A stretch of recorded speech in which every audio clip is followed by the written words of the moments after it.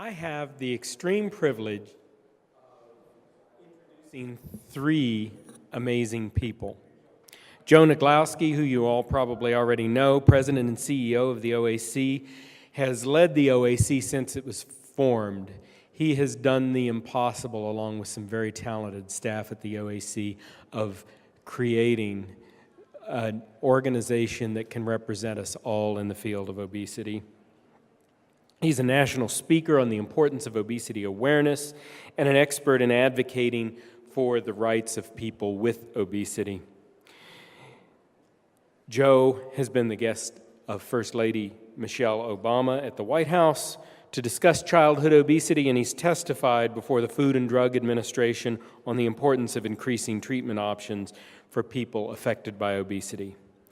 Now, it's a special treat to introduce Maria Caprigno. She has faced and dealt with obesity since the age of 4.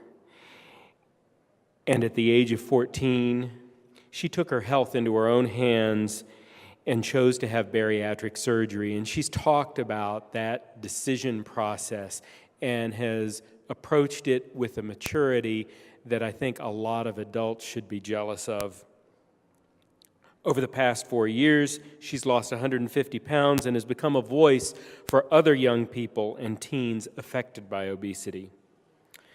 Our third speaker is Shelley Vicari, a member of our board and a 7-year post-operative gastric bypass patient, maintaining a 158-pound weight loss. She's well-known, famous.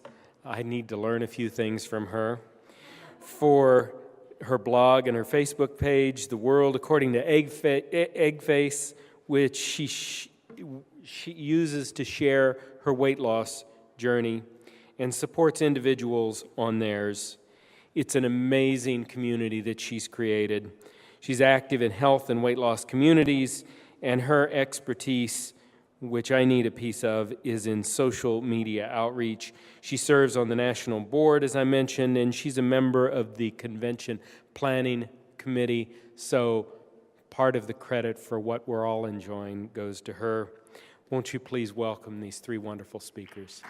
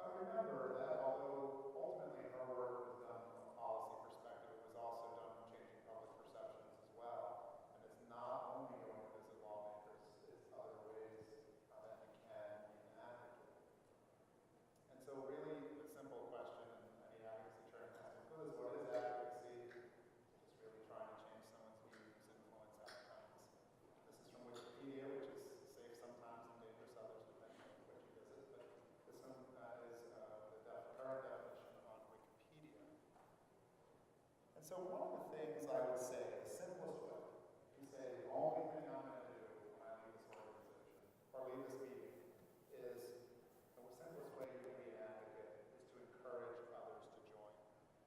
It can be your friends, it can be your family members, it can be that person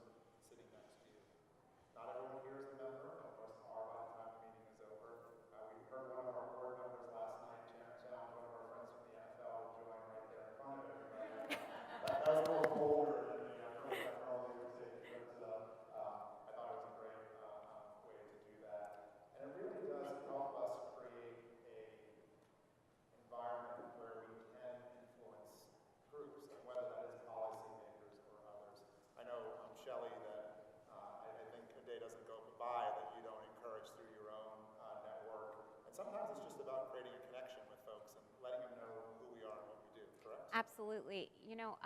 The easiest way is if you're on Twitter, tweet. Just tweet, join the OAC. And, people are going to go, what's the OAC? Well, let me tell you. And you can provide them that information.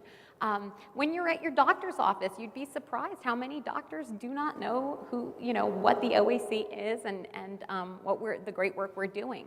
So say, hey, I attended this conference and, you should provide a membership for all your bariatric patients. This would be great. I had a really great time at this and was given a lot of great information. So just those are two ways, two easy ways. The membership is easy. It's $20 a year. And by the way, if you ever meet someone who can't afford it, just let us know. We'll take care of that as well. We're our charity. That's what we do. It's not so much about the money as much as about the commitment to the organization to be part of our cause. You can educate the media. A lot of you, we heard this morning about sharing your story, talking about your story, recognizing that we all take different paths. Writing that letter to the editor, responding to that comment that you see on the latest stories on obesity, and sharing your personal story. Now, it requires you to put yourself out there, and you open yourselves up to a lot of criticism or potential criticism around this issue. But, if you reach that point, you're confident in your journey, you can inspire someone else. And I think that's what we all want to do. I know Maria, very prominently, you spent some time on CNN and talked to Anderson Cooper, and it wasn't easy, was it? No, it was terrifying. I was 14 years old, and I had this camera crew coming into my house and interviewing me about my surgery, but it was a lot of fun in the end. It was very enlightening, and it felt really good to do. And when you saw that afterwards, did you look at the comments? Did you read the comments? Did you Google your own name? How did you handle it? I read some of them. I skipped over the offensive and rude ones, but I really enjoyed reading the supportive ones and the ones of people who I care about. So it was nice.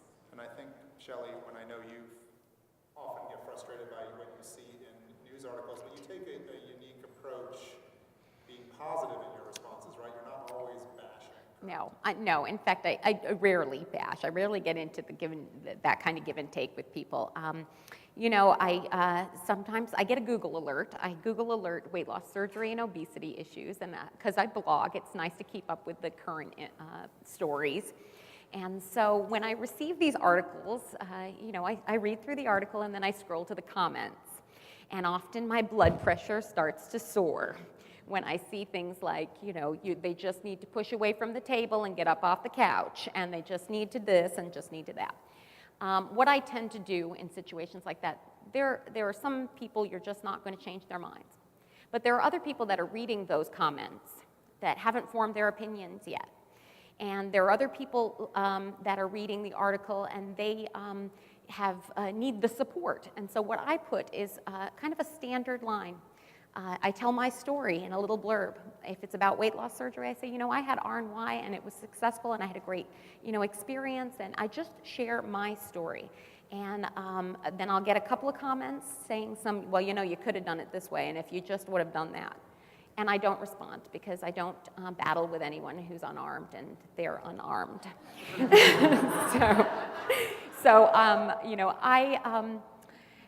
I hope that through my words that someone was out there reading it and go, oh, so there are some positive comments, and that's my connection with them, and hopefully it's helped someone through those comments. And then my blood pressure goes down. And sometimes I just can't read the comments. I'm just not in the right frame of mind that day. One of the unique things we're starting to see now is that, of course, many people are becoming citizen journalists. In fact, Shelley, that's what you do with many of your postings. Rob Ortega, who's in the office, started his own radio show as a way, and in effect, you've become, a news source, but as a citizen journalist, there's a microphone in the backdrop if you want to share any of your experience around this specific issue here. So. Which I'll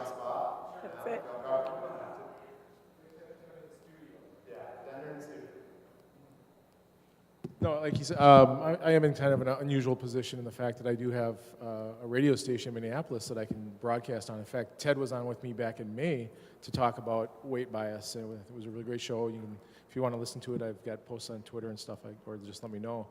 But it is about, like Shelley said, just doing whatever you can, whether it's on Twitter or Facebook, or start blogging. And it's the power in numbers is what it really comes down to, is that becoming one voice together. Joe, I don't know if you remember the issue a couple years ago with Dr. Kelly.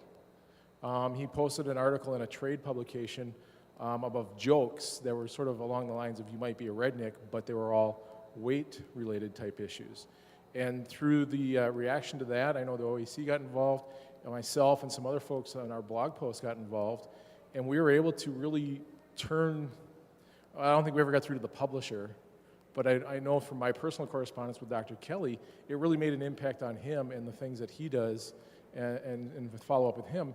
And again, I want to emphasize that don't be negative, because I know he was receiving death threats in email, and that's definitely not the way to go. You got to stay positive on these things, and don't become part of the problem. Become part of the solution. I think that's very well said. And I will remind you, remember we were trying to, obviously the publisher published the article and other people read this article we were talking about, but the key was to change the author's mind. And advocacy doesn't have to be about changing thousands of people's minds. It starts by changing one person's mind.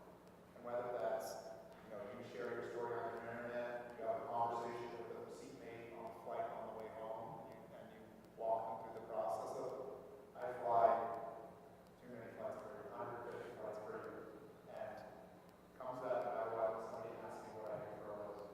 And depending on their viewpoints, it may be they're a little nervous to talk to me because they actually think when I said earlier Obesity Action Coalition that somehow I'm going to be criticizing them about their own weight, not understanding that it's not exactly, they don't recognize who we are, or they start on that. And I always strive to turn that conversation into one about what our core values are, that people deserve to be treated with dignity and respect, and that it is a really complex problem, and it's too easy just to say it's about a personal failing. People need options and need help. And you know what?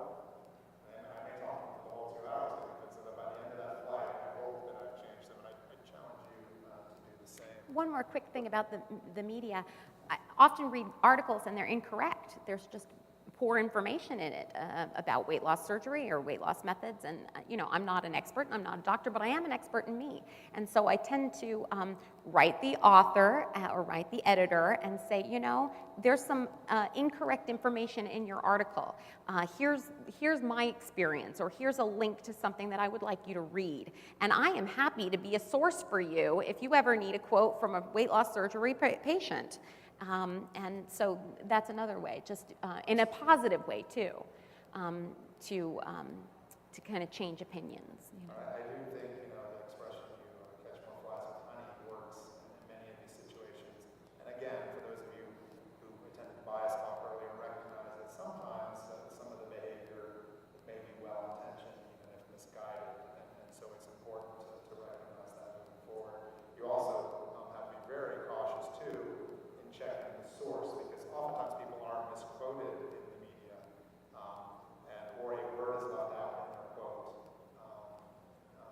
We saw an example of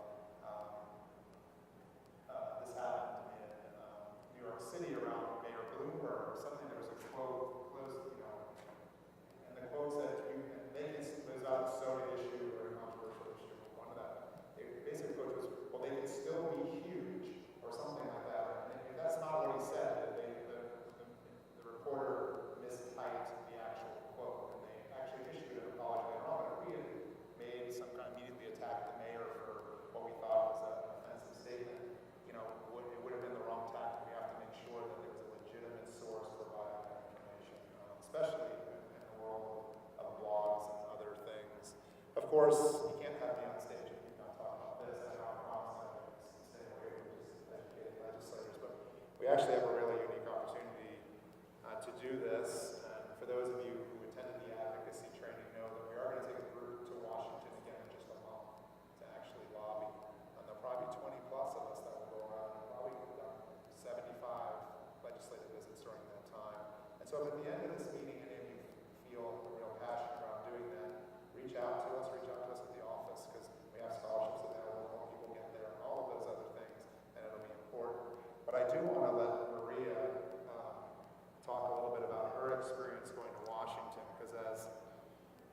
to some of you who sat at the table earlier when outside, I shared the story, is that I was at the Let's Move campaign kickoff.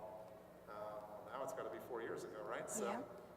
And I got caught in D.C. in a blizzard, and I had to spend like 5 days there snowed in my hotel. I thought I had the best story. And then I talked to Maria the day I was snowed in, basically from the White House to the hotel, and I got snowed in. She was at Children's Medical Center in D.C. getting snowed in after having her gastric sleeve surgery at age 14. And just a few months later, she agreed to come with me and go around and educate policymakers about it. So why don't you tell folks about your experience and what it was like to be up there and share your story? It was absolutely amazing. I mean, I got to meet you, I got to meet Chris Gallagher, and it really opened my eyes to what I could do. And I mean, I was a teenager, I was a little kid, and I realized that I actually had a voice and I could make a difference. We went to 4 or 5, right? It was 4 or 5 legislative assistants, and we talked to them about making September Childhood Obesity Awareness Month. And I left that trip thinking, oh, it's never gonna happen. I mean, it was fun and all, but I don't think it really made a difference in their minds. And then I opened up a magazine a few months later, and there was a huge spread about this month. And September is the new Childhood Obesity Awareness Month, and it was so exciting for me. I realized that I had made a real difference in this, and that my voice mattered, and my story mattered.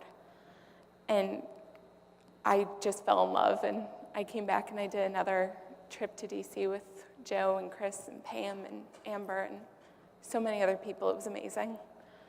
And it really is, and I know for those of you that had training yesterday, we kind of give you the shot system and make you go through some difficult visits, but your experience was that everyone was kind, respectful. Yeah, definitely. And it's not easy, and you have to break through barriers. Maria has a very unique story, but all of you likely have unique stories as well that your policymakers do deserve to hear. Shelley, you've been with us to Washington before as well. I have. It was a great experience. It really was very eye-opening, and it's a long walk between those buildings. So it's a long walk here. Yeah. If you go from the House side to the Senate side, Yeah. and then back and forth, Chris is usually not cruel to you unless you were not nice to him during the prep process, and then you know your appointments are back and forth, and it's a 1.5 mile walk in between appointments. Yeah. It is really neat to see. Bring an extra shirt if you're a guy in the summer. Right. You sweat through it and have to change when you get to the next place, otherwise you'll be all sweaty. It is really neat to see your people in their element as well, too. You know, I mean, you can always visit them in their local offices, but there's something. I think they get a kick out of having their constituents come and see them, and you know, and in their element. So is anyone in the audience? I know a few will exclude the front row. Me personally, actually ever been to visit their legislator? I'm not quite a number of hands, so I have to shut my eyes here. I know there's a. That is actually a wonderful number. I know, and I will let you know that if you ever want to do this, if you want to go in your local community and you don't know who to talk to or how to get it set up, all you have to do is reach out to OAC. Myself or Chris Gallagher will get back to you. We'll give you a list of who your legislators are, a bio on what they do, and help you set up that kind of appointment. OAC has a legislative action center. You can actually go on our website right now. Go to the Legislative Action Center, click on it, put your zip code in, you'll know who your legislators are, and we'll even help you get started on writing a letter if you want to send out a correspondence to. And keep in mind, the more times offices hear about something, the more they'll be willing to act. You can also sign up for alerts on the website. So if an issue is coming up that the OAC would like to get you guys involved in, it will come to you with an alert where you can actually, it's kind of a form letter, and then you can cut and paste and put your own story in there, but that information will go directly to your people. So. And then I would also, another way you can be an advocate is to what we call, be part of our Bias Busters campaign. Another way you can be activated. You know, not every issue is a national issue, so not every issue OAC can take on nationally, but you definitely can take on issues in your local level if you think they're biased. And again, many of you saw the presentation just earlier. I think think it is a way that more people could get involved. You know, when you tell someplace you're no longer going to be a patron because of what they're engaging in, or you're using the power of your voice to share how disappointed you are. I mean, that's the nature of how we change things in the public community. You know, it's also important to recognize that you have to deal with bias personally. I know, Maria, you even faced a little bit when we were in Capitol Hill. Did you feel that? Yes. Oh my God. Our second trip to Capitol Hill, we were on an elevator. Pam was with me, Chris was with me, and my mom was with me. I was 15 years old, 16 years old. And anybody who's been to the Capitol knows that the elevators, first thing in the morning, are very, very cramped. So our little group gets on the elevator, and we're all shoved in there like sardines, and we make it to the 4th floor. We had an appointment on the 7th or 8th floor, and this woman gets off on the 4th floor. She turns to my mother and I, because we were the heaviest people on the elevator, and says to us, you know, the stairs are a healthier option. My mother walked out of the elevator and tried to chase her down. Fighting words. Yeah, and then realizing that we had an appointment to get to, she got back on. But we spent the day looking for that woman, trying to talk to her and explain to her what we do. We never did find her, but. She's very lucky. She's very lucky. Normally unpleasant to that, didn't see that because she no longer had a job, if that was the case, because we would have made it our mission in life to go out to talk to her boss over and over again. Pandora, say it in front. I just wanted to mention, like, even sometimes when you guys don't get involved on a national level, like, I had a situation, I don't know if you know this, Joe, where a friend of mine had gone to a doctor who just absolutely offended her. She was mortified. She couldn't afford to see another doctor. I wrote about it on my blog. I reached out, and within 2 days, I had an email from Joe offering to find her a doctor, get her someone that could get her treatment. And, you know, even though it didn't become a big national thing, like, you guys made sure that she was really well taken care of because we brought her attention. And I appreciate that. Remember, and for those of you who haven't been to this meeting before, you all are family. I know Hannah got up this morning and talked about how nervous she is to talk in front of the group. I will tell you, I have no nerves at all talking in front of this group. And it's not because I have 10,000 talks. It's because you're my family, and that's the reality that we treat all of you that way. Also, remember, I said changing one person's mind. Again, helping one person, even if it's busting bias for one person, makes a difference in that person's life. Showing the support, that may be what motivates that person. You know, someone supporting them to seek the help they may not have yet sought. So just I have a quick example. Easy. I was at Costco. I'm online. You know, there were 2 young boys there, and they verbally made fun of a larger man that was behind me. They said something like, well, if you want to look like him, just quit working out. And, you know, I've lost weight and don't appear like I ever was affected by obesity, but I am and still battle it, obviously. And I was fuming. And as I walked to the door, you know, you have to check out and show your receipt. They said, oh, how are you today? And I'm like, not good. And just asked to speak with a manager. I said, listen, you know, I want to share this with you. Well, he was very apologetic. And I said, you know, I'd just love if you would mention in a staff meeting that, number 1, you don't ever talk about a customer. And number 2, you certainly don't talk about a customer size or anything like that. So it was just it's a little thing, you're chipping away. So. chip away. I think that's a good expression because that's what we're trying to do on a lot of these issues. This bias issue, unfortunately, probably will not disappear in my lifetime, but if we keep chipping away, we can make it a smaller and smaller problem each year. Go ahead, Ted. The chip away thing, I just want to endorse really strongly. Having spent a whole career in marketing, the way you persuade anybody of anything is not by telling them what to think. It's by handing them the breadcrumbs and letting them figure out what they ought to be thinking.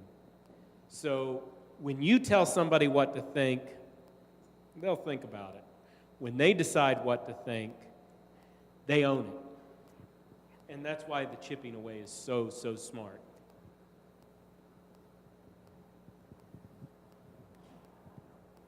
I I wanted to share this since Maria was on our panel. I'm actually only part of the OAC. I actually only came to know what the OAC was because of Maria.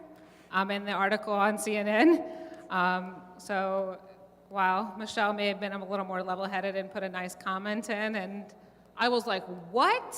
When I read all the comments, so instead of my nice comment among all of the just honestly ignorant comments, I was like, there has to be somebody or someone who defends people who are seeking the treatment they need. And I actually became an OAC member right after that, and in short order applied for the advisory board. And I spent about a year and a half on the advisory board, pretty active, and then became a national board member.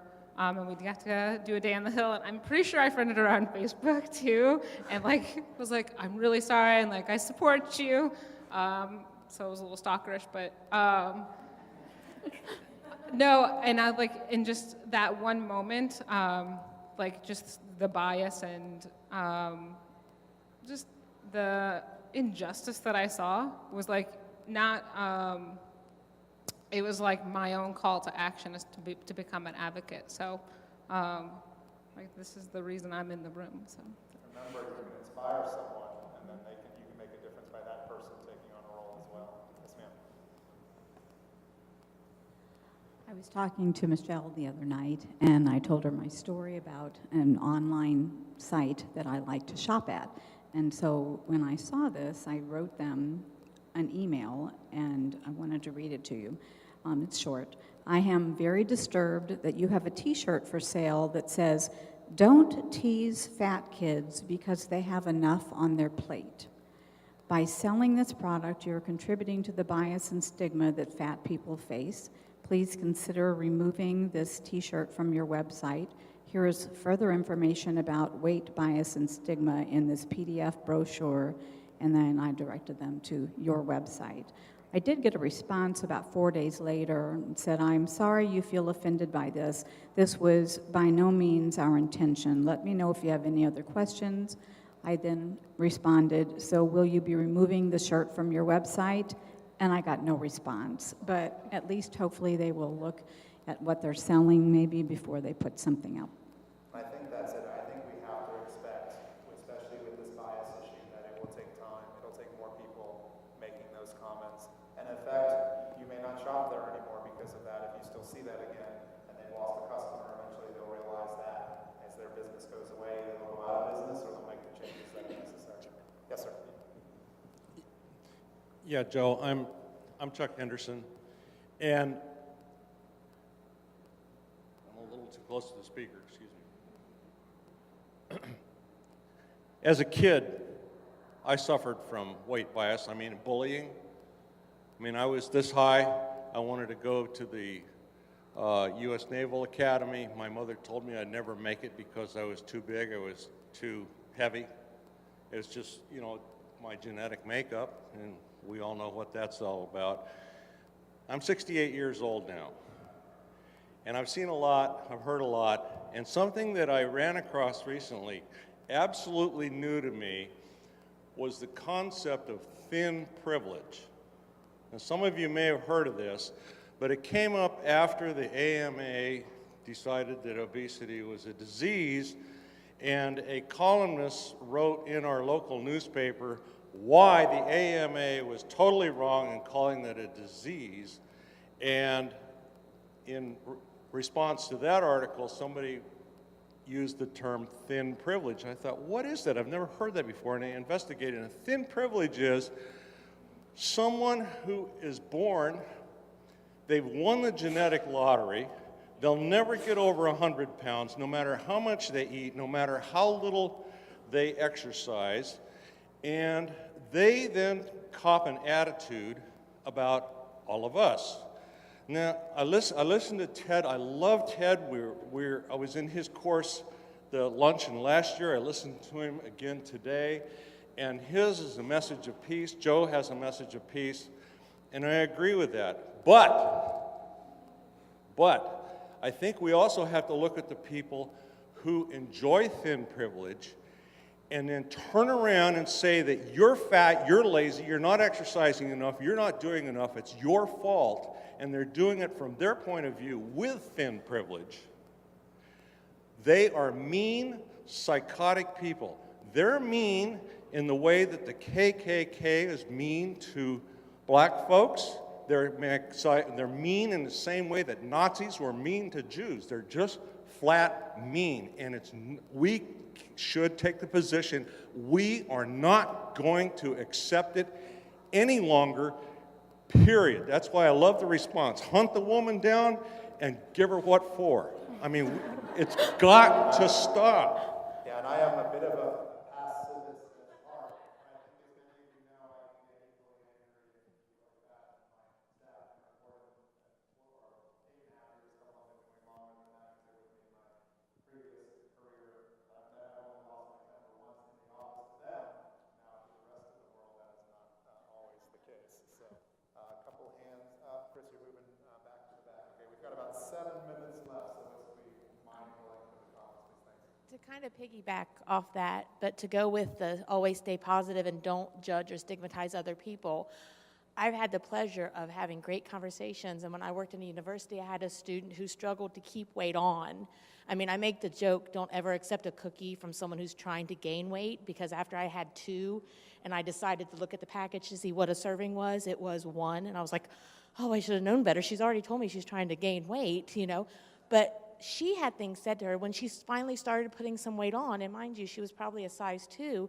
She went to the cafeteria, and one of the cafeteria workers said, are you pregnant? I can see your face is puffing up.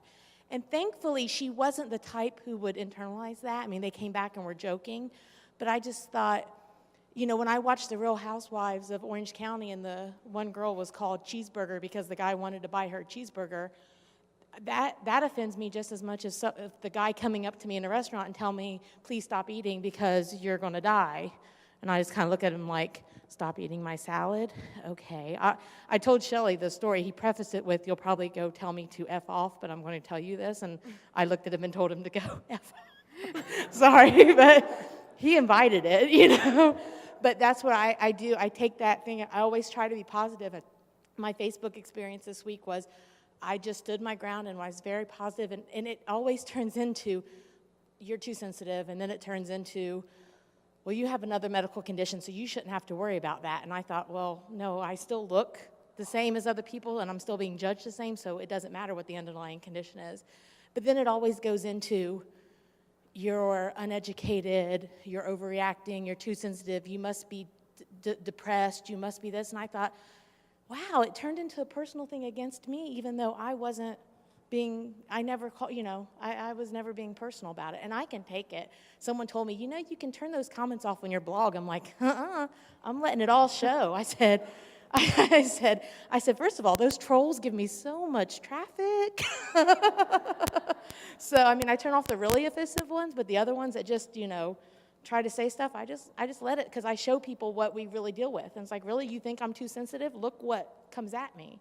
So. And I will remind you that when we talk about bias specifically in those situations, that it goes both sides. I mean, when I partner with our friends in the eating disorder world, there's weight bias in that realm as well. We have to remember that. It does work with both sides of the equation.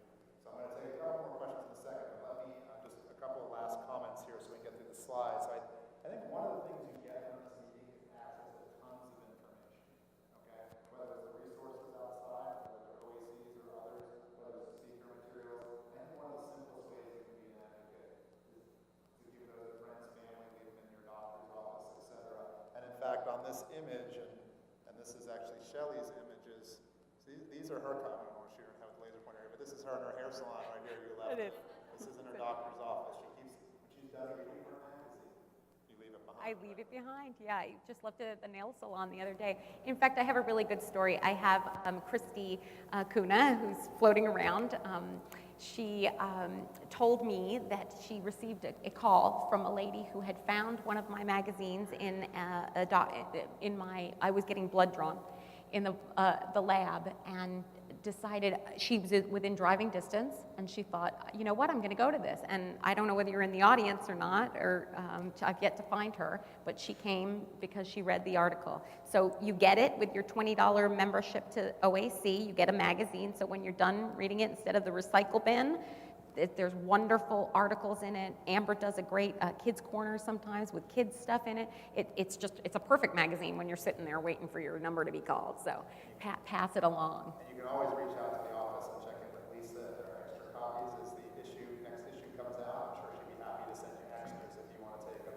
I know that we have James, who works for us, parents own a small cafe in Tampa, and we bring a snack to them in the cafe. It's the most popular magazine they have in their cafe. Yeah. Folks pick it up and they read it. And so we're always happy to do that. Provide Support those groups, resources. too. Support groups, wherever you may be, just share the wealth, share the information. Couple things in general about advocacy, and I end all my advocacy talks with these slides.